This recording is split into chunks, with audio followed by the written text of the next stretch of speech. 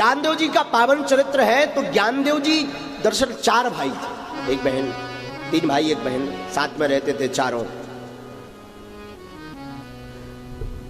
इनके पिताजी सन्यासी थे, बाद में गंगा जी में उन्होंने शरीर को समरण कर लिया था, माता जी ने भी, ज्ञानदेव जी के। तो आप अपनी बहन के साथ में, बहन का नाम था मुक्ताबाई, वो भी बड़ी भक्तिनी हुई।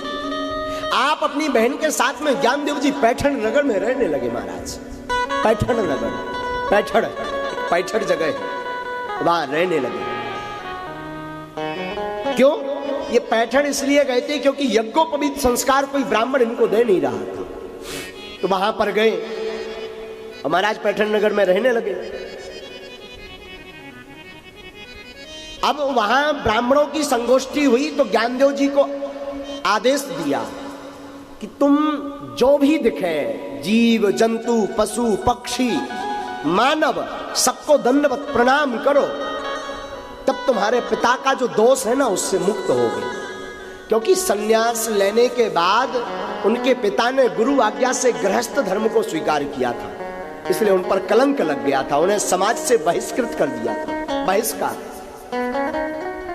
महाराज उस दोष को मिटाने के लिए ज्ञानदेव ने ब्राह्मणों की बात मान ली और जो दिखे उसी को प्रणाम करें। एक भैंसा था, ज्ञानदेव ने भैंसा को प्रणाम किया। तो कुछ लोग होते ना मजाकी स्वभाव के, टॉन्टिंग कसने वाले, उन्होंने हास्य भाव में बोला, क्या इनमें भी तुम्हारे भगवान है? हाँ। ज्ञानदेव बोले, हाँ हमारे ठाकुर जी तो सब जगह, हमारे विठल नाथ तो सब जगह। अच्छा,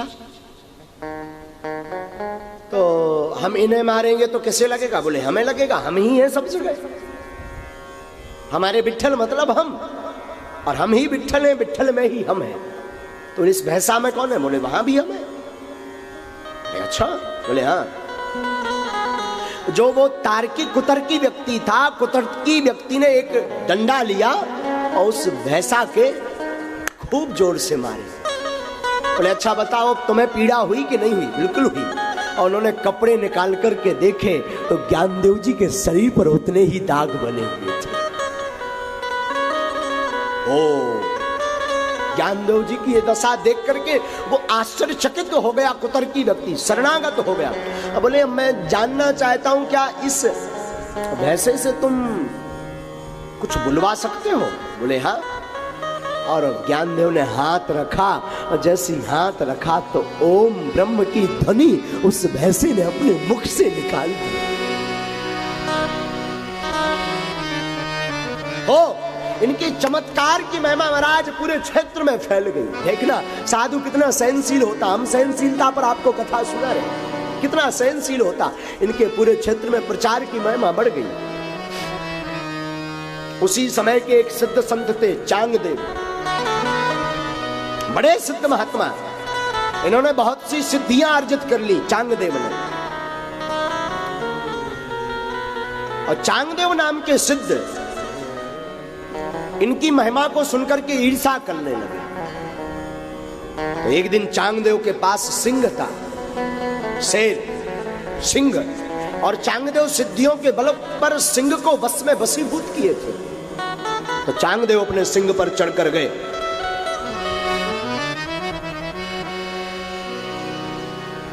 तो चढ़ करके गए, हजारों शिष्यों को लेकर गए चांगदेव और खबर पहुंचाई कि जाओ हम मिलने आ रहे ज्ञानदेव से। तो इनके बड़े भाई को, निवृत्तिनाथ उनका नाम था, बड़े भाई का, निवृत्तिनाथ को खबर मिली। तो निवृत्तिनाथ ने कहा ज्ञानदेव से कि ज्ञानदेव बहुत बड़ा महात्मा है, अब वो मिलने आ रहा तो वो हमारा अतिथि है, अतिथि देवो भव, हमें उसका स्वागत करना चाहिए, चलो स्वागत कराओ तुम। तो उस वक्त ज्ञानदेव महाराज जी एक दीवाल पर, टूटी फूटी दीवाल पर बैठे हुए धूप सेक रहे थे शरीर में, गर्मी ठंडी का सर्दी का मौसम था तो शरीर को धूप सेक रहे थे। तो उन्हें किसी ने बताया कि चांगदेव सिंह पर सवार होकर आया और हाथ में त्रिशूल लिए, बड़ा सिद्धिप्रद है और तुमसे वार्तालाप करने आया है। ज्ञानदेव ने कहा कि सिंह पर और चांगदेव, ज्ञानदेव तो ज्ञानदेव महाराष्ट्र का साधु है, तो ज्ञानदेव ने दीवाल से कहा चल दीवाल मिलने के लिए चलते चांगदेव से। और महाराज जिस दीवाल पर ज्ञानदेव बैठे थे वो दीवाल सिंह की भांति चलने लगी और चांगदेव के सामने ज्ञानदेव पहुंच गए। और जब ज्ञानदेव की तरफ चांगदेव ने देखा, अरे हम तो एक जीते जागते जीव को केवल वश में कर पाए, पर धन्य है ज्ञानदेव का ज्ञान, इसने तो निर्जीव दीवाल को ही चला दिया, ये तो हमारा बाप निकला। तो महाराज सिंह से उतरा, दौड़ करके ज्ञानदेव के चरणों में गिर पड़ा। ज्ञानदेव ने गले से लगाया, अरे साहब हो गया, मैं प्रार्थना करूं साधु ऐसे होते हैं, साधु चमत्कार का नहीं, नमस्कार का नहीं, साधु तो केवल भक्तों का भूखा होता है। मैं प्रार्थना करूं संतों की कभी परीक्षा मत लो, संतों की परीक्षा लोगे घाटा खाओगे। साधुओं के तो दर्शन करो, कोई बुद्ध पुरुष मिले तुम्हें, कोई महापुरुष मिले, दर्शन करो, सिद्धियों के चक्कर में मत पड़ो।